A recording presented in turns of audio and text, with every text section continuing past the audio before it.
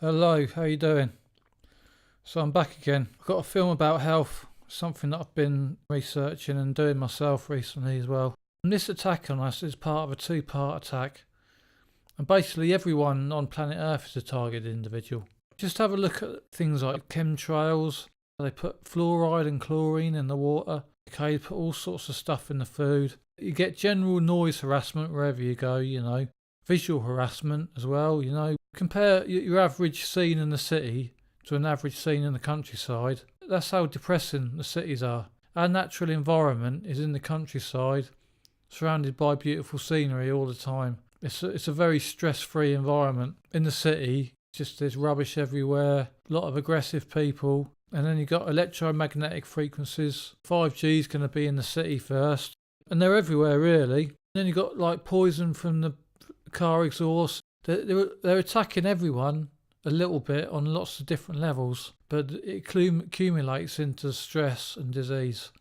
As targeted individuals, we've also, on top of that, got our individual targeting, which is normally involves almost identical things like EMF harassment.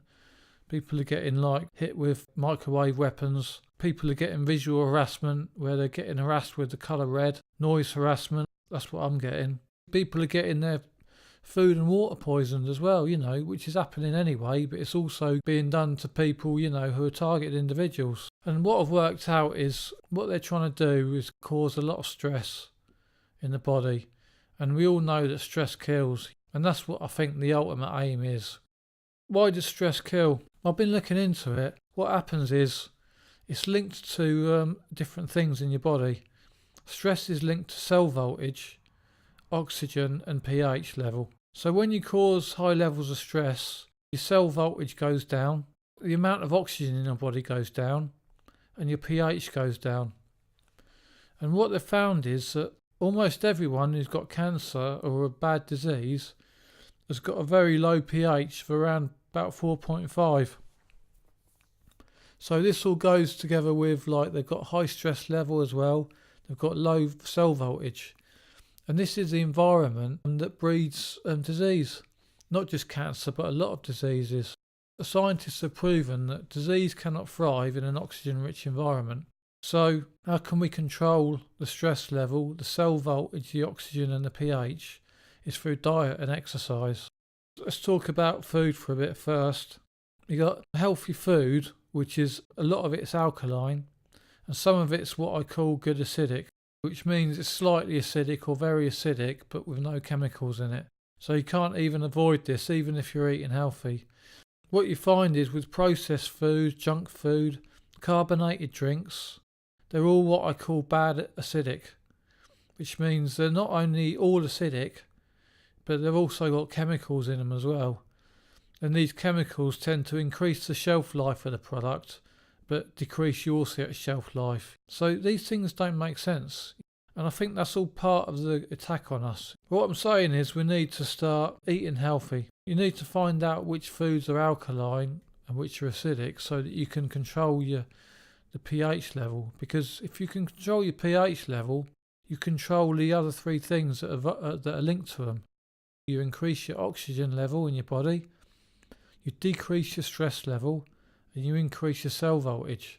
And what you're actually doing is you're building up a defence against disease and a defence against gangstalking, because if you can drop your baseline stress level to be quite low, when your harassment comes, the overall effect is going to be less stressful. Because whenever you get harassed with your specific gangstalking, it's going to be your baseline stress level plus that. It's going to be the total stress level, which could be dangerous and probably is. But with food pH, it's not obvious. And the other thing I'll say is a lot of different websites say different things, which is a bit frustrating. But certain things always come under the same umbrella as being alkaline. What it is if you have a food that you would have thought is acidic, it isn't necessarily when it goes through the digestion. Because, say with a lemon, which you would say is acidic, when it actually goes through your digestion, the end result is that it's alkaline. And the reason is that your digestion basically burns food, turns it into ash, and it's actually that ash that contains the vitamins and the minerals. When you measure that ash's pH level, that's the pH of that food after it's been eaten. So you have to look on websites, and I think a lot of the information they've got is through trial and error. Different people say different things. Most leafy greens are alkaline. Most fruit and vegetables are alkaline. Spices are alkaline. There's generalities you can follow, But the way to do it is to monitor your pH. You can do that with pH strips, and you can monitor the pH of your water with pH droplets. They're not expensive, and they could save your life, so definitely recommend that. That's what I've been doing, I've been monitoring my own pH. One of the main things that I've done, it's just been a massive help, is been get out the town and the city. It works on so many levels. In the city, the oxygen level is between 12 and 15%, but in the countryside, it's 20%. You're surrounded by green, which is a very de-stressing kind of environment to be in. There's less pollution from cars. There's less EMF pollution, and you're less likely to get chemtrails dropped on you as well. Less noise pollution. People in the city are just generally nicer as well. Everyone knows each other. In the city and the town, you'll see people all the time you'll never see again, and so they're more likely to harass you. Remember to exercise as well, because when you exercise, you increase your cell voltage, you drop your stress level, you increase the oxygen in your body, and you increase your pH.